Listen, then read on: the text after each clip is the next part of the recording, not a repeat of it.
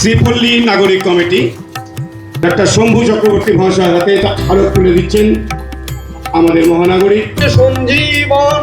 তাই আনন্দিত শ্যামণি মাতৃকার চিন্ময়ীকে মৃন্ময়ীতে আবাহন আজ চিত শক্তি রূপিণী বিশ্বজননীর শারদ স্মৃতি মণ্ডিকা প্রতিমা মন্দিরে মন্দিরে নবধি আলোর বেনু মাতলো রে